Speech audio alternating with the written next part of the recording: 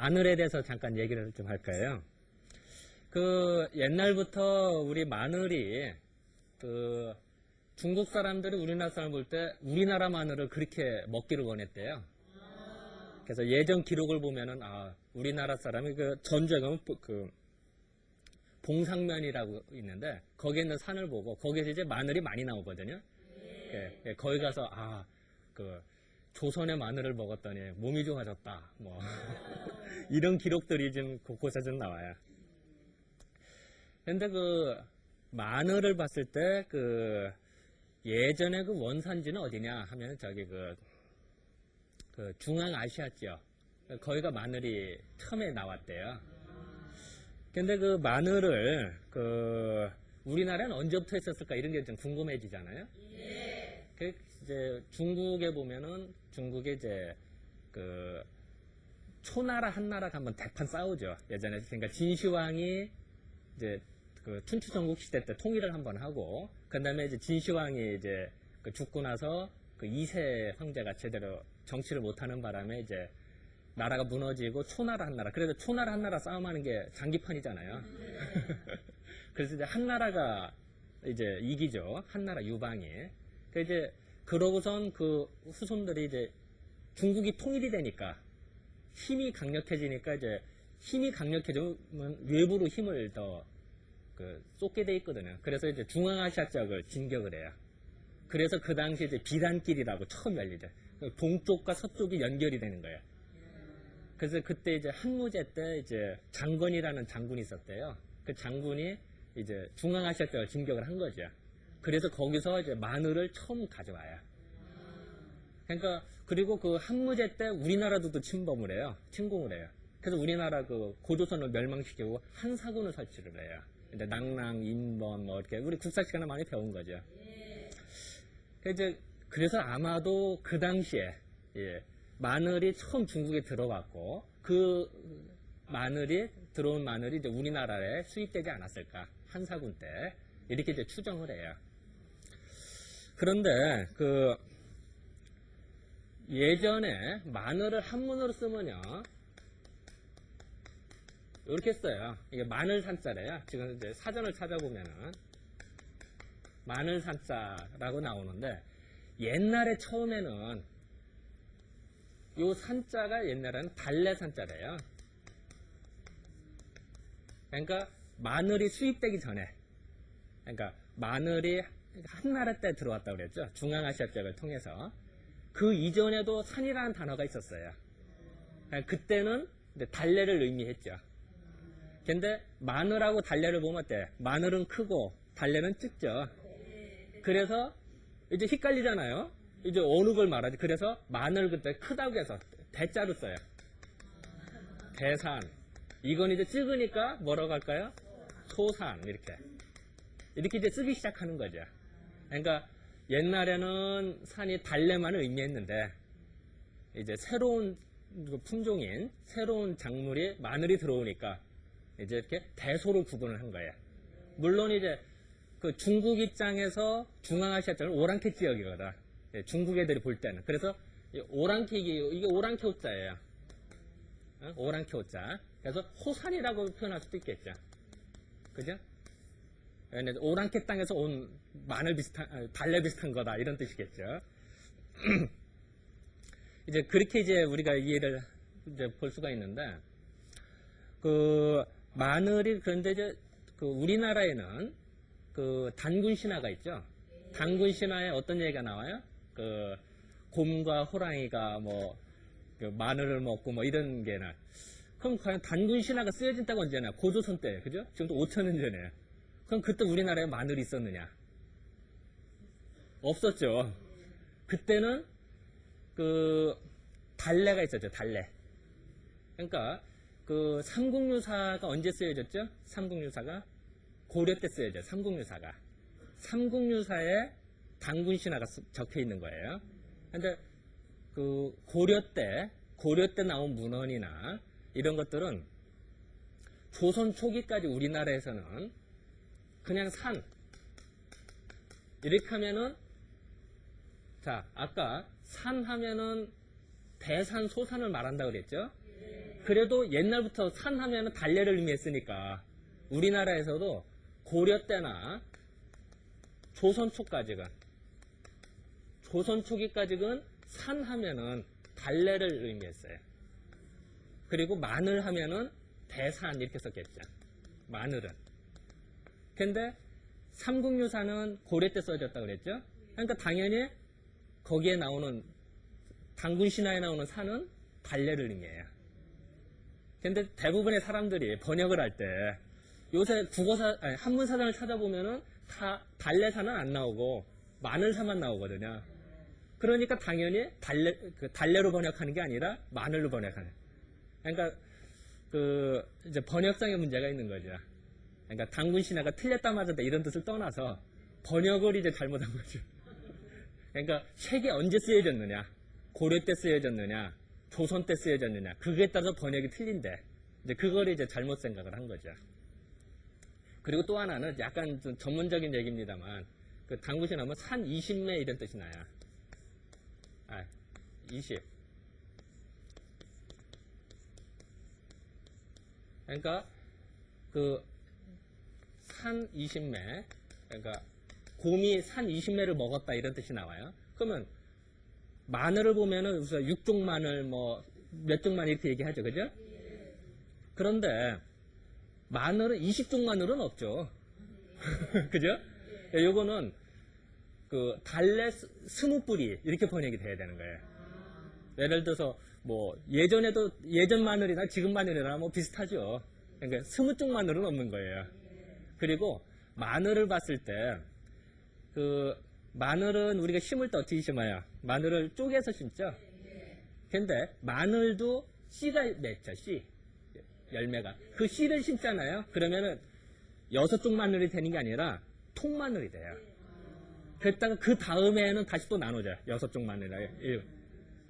그거를 이제 표현을 이제 독두산이다. 홀로 머리 두자. 잠깐 뭐 빨리 쓰느라. 그러니까 뭐 머리가 하나인 머리가 홀로 있는 산이다. 그래서 이제 그 외톨 마늘. 그러니까 이제 그거를 말해야 돼요. 근데 약효는 사실 그게 더 좋아요. 그러니까 우리가 마늘을 약으로 먹는다 할 때는 쪽마늘이라고 하는 거, 그러니까 통마늘을 먹게 돼요. 이제 그게 지금 더 좋아요. 또 마늘을 보면은 마늘을 먹으면은 사람이 이렇게 기운이 좀 좋아지고 이게 정력이 좀 좋아진대요. 그래서 가끔 어떤 사람들 보면은 밤에 밤일이 좀 힘들고 이런 사람들 있잖아요. 그런 사람들 보면 가끔 이제 마늘을 먹고 좀 그래요. 그러면 마늘을 먹으면은 정말 기운이 좋아지는데 그 마늘을 제사 지나고 이럴 때는 쓰지도 않아요. 우리가 제사 음식에 마늘 안 넣죠? 그죠? 그거는 제사를 지내려면 그 조상을 좀 생각하고 경건하게 하고 이래야 되는데 마늘들을 먹으면 자꾸 성욕이 오르고 자꾸 여자 생각나고 그러면 좀 곤란하겠죠. 그래서 제사상에도 복숭아 같은 거 안 올리죠. 그 복숭아가 꼭 뭐같이 생겼어요.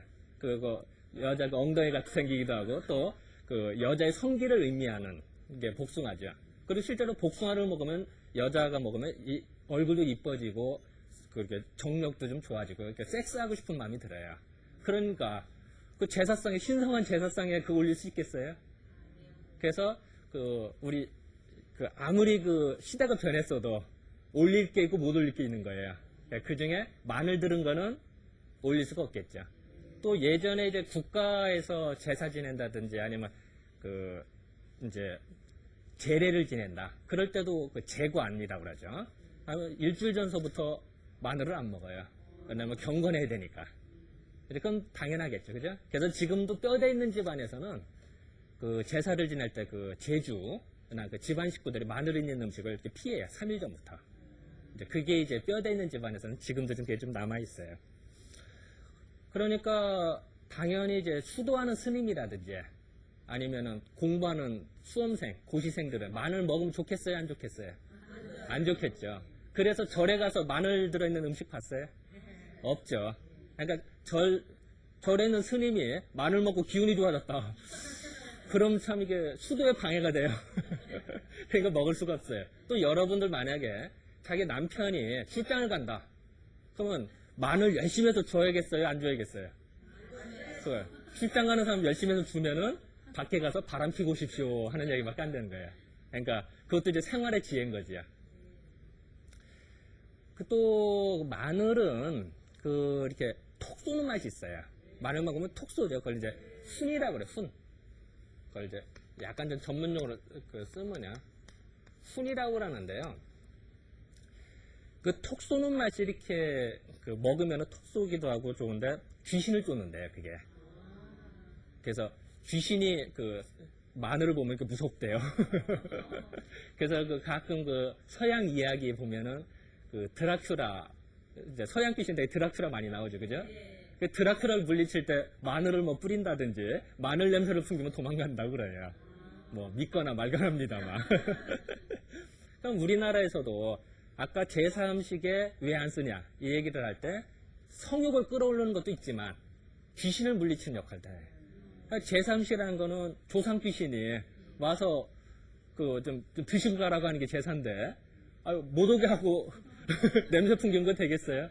그래서 마늘을 안 쓰는 거예요. 그리고 또 예전기로 보면은 이제 지금은 이제 시대가 틀려졌으니까 뭐 그렇지는 않습니다만 옛날에는 이제 과부들, 수절 과부들이 많았어요. 절개지킹이라고. 그럼 그런 수절 과부들이 마늘을 먹겠어요? 안 먹겠어요? 수절 과부가 마늘 많이 먹어서 자꾸 성욕이 끌어올른다. 그럼 참 과부 생활하기 괴롭죠. 그래서 이제 그런 걸 안 먹었다는 기록들이 이제 조선 왕조실록이나 이런 걸 보면 참 많이 나와요. 공부를 하다 보면은 그런 것도 이제 재밌는 이야기고. 우리가 또 마늘은 이제 마늘 먹으면 열이 나요. 마늘 먹으면 이제 열이 확 나는데 마늘은 기본적으로 이제 열이 난다. 그리고 톡 쏘는 맛이 있다. 이런 특징이 있는데 열이 나니까 우리가 사상의학적으로 말하면은 배추 있잖아요. 날배추를 먹으면은 속이 안 좋다는 사람이 있어요. 그러니까 우리 사상의학적으로 말하면 이제 소음인들이 되게 이제 속이 좀 손발 차갑고 배도 차갑고 이런 사람들이 많아요. 근데 속이 차가운 사람들이 이 배추는 서늘하가 배추국 먹으면은 시원해요. 배추국 먹고 뜨겁다는 사람이 없어요. 시원하다 그래. 또 조개국도 어때요? 참 희한하죠. 뜨거운 거 먹으면서 우리는 시원하다 그래. 그게 이제 우리나라 특징인데 이 배추도 이게 사람 몸에 있는 열을 내려요. 그러다 보니까 속이 열이 많은 사람이 먹으면은 시원해서 기분이 좋은데 몸이 차가운 사람이 먹으면은 설사를 한다든지 화장실 금방 가야 돼요. 먹자마자 화장실 급히 가는 사람들이 또 배에서 꾹꾹 소리 들리고. 그러니까 그냥 날배추를 먹으면 설사를 하는데 요런 배추에다가 우리가 마늘을 넣고 뭐 고춧가루 넣고 뭐 이런 거 넣죠. 그 버무린단 말이야. 그러면은 차가운 것과 뜨거운 것이 만나요. 마늘이 뜨겁죠. 그죠? 이거 그래서 조화를 맞춰 음양의 기운이 맞춰지는 거야. 그럼 한번 또 발효를 시켜요. 우리가 김치 익혀서 먹잖아요. 그게 발효되는 거야. 그러니까 소음인이 먹어도 김치를 먹으면 소화가 잘 되는 거야. 배추를 먹으면은 설사를 하는데 김치를 먹으면은 괜찮은 거겠죠. 이게 우리나라의 이제 능력이죠. 그것도 전 세계에서 마늘을 우리가 제일 많이 먹어요.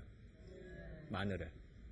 그러니까 참 이제 우리는 식생활에서 이런 지혜들이 참 많이 발달이 됐다. 이제 이런 거를 의미하는 거죠. 또 마찬가지로 이제 이 마늘이 어떤 역할을 해주냐면은 항생제 역할을 해. 항생제. 우리 이제 어디 곱는다 이러면 항생제 쓰죠. 1세대 항생제가 마늘이에요. 이제 1세대, 2세대, 3세대 쭉 나왔는데 지금 4세대까지 나왔나? 그런데 초기 마늘이라 양방적으로도 말하면 이제 설사, 장염이 걸렸다든지 그러면은 마늘을 먹으면 설사가 멈춰요. 그래서 우리 사상의학에서 소음인들이 이질설사로 해서 막 설사 작작하잖아요. 그러면은 마늘을 먹으면은 이제 속이 설사가 멈추는 이런 역할을 좀 해줘요.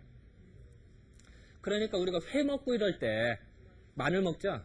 왜 그럴까? 회가 차가울까요? 뜨거울까요? 회는 차갑죠. 그래서 속 차가운 사람도 회 먹고 설사 쫙 하는 사람도 많아요. 먹을 때는 좋아도. 그러니까 마늘을 곁들여 먹는 이유가 차가운 걸 먹으니까 따뜻한 마늘을 곁들여서 먹는. 그리고 또 마늘은 항생제 역할을 하니까 혹시 회를 먹다가 회도 혹시 상할 수도 있고 고기가 약간 그럴 수도 있잖아요. 혹시 상했을까봐 예방하는 의미도 있겠죠. 그죠? 항생제 역할을 하니까. 그래서 그런 면에서도 우리가 식생활에서 응용을 하는 거예요. 또 고기 비린내도 없애줘요. 마늘이. 그래서 음식할 때도 이렇게 마늘 넣으면 비린내 없어져 좋아지는 게 이제 그런 걸 역할을 해줘요. 또 하나 재밌는 거는요. 이 마늘이 그 마늘에서 추출한 게 뭐냐면 우리 가끔 양약 아로나민골도 있어요.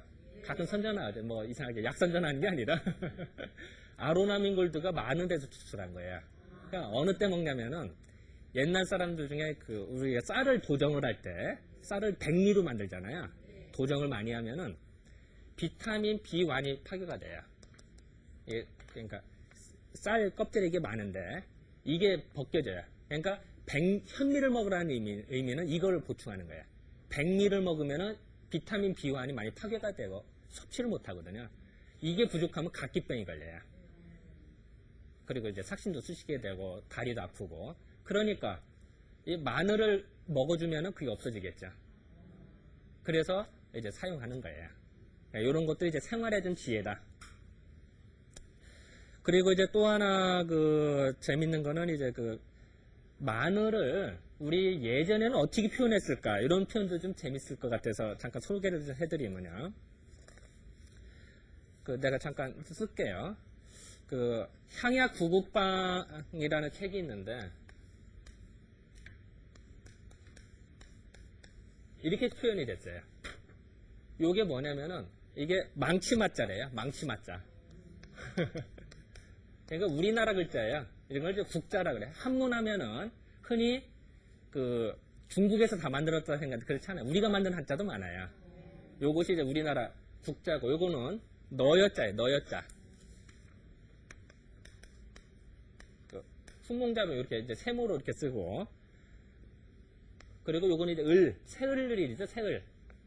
새을자잖아요. 그죠? 새을자. 그러면은 요 마하고 요 여하고 리을하고 말하면 어떻게 될까요?